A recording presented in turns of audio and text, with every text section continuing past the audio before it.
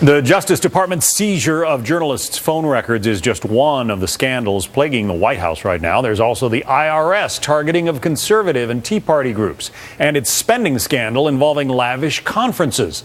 There's also the investigation into the Benghazi terror attacks that killed 4 Americans, and the National Security Administration's surveillance program that involved tracking the phone records and online activities of millions of Americans.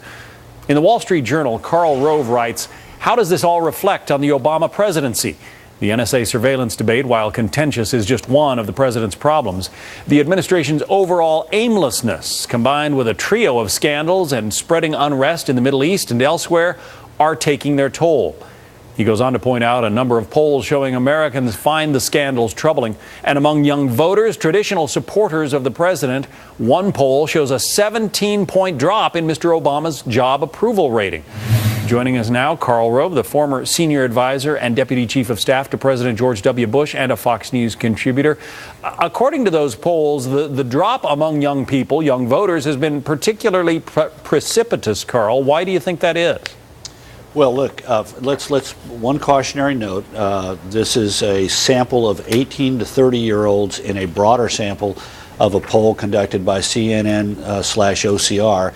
So we do have a sample size. It could be less than 17, could be more than 17, but it stood out. There was an 8-point drop over the last month in the president's overall job approval, and the group that dropped the most were the millennials. Now, the authors of the poll suggested that it might have to do with the NSA controversy. I'm not certain that's all of it. I mean, the president's approval rating on the economy in this poll was 42 approve, 57 disapprove. And as you know, a lot of young people are getting out of school and not being able to find a job, and a large number of kids who get out of college are moving back in with their families. So I think this is more than just NSA. It may be the economy, it may be the overall perception of the president.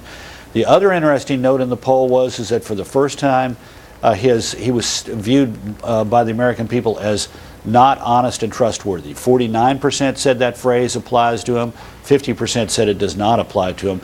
That could be another thing, because young people he was such an aspirational figure to younger voters and younger Americans, and if there is a growing perception that he's not shooting straight with them, that he's not honest and trustworthy, that could be very corrosive, not only among young people, but among all voters. And isn't that perhaps the bigger problem, I mean, for him? Because it's one thing to have your job approval rating kind of bounce up and down, but once you are perceived as not necessarily trustful, how do you capture that back?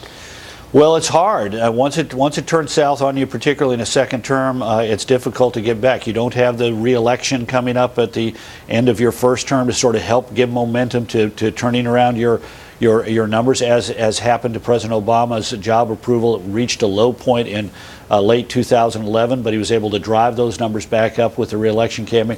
You don't have that kind of activity that allows you to do it. Now, look, the president, I talked about the CNN OCR poll, but if you take the Real Clear Politics average, this shows what the depth of the president's problem.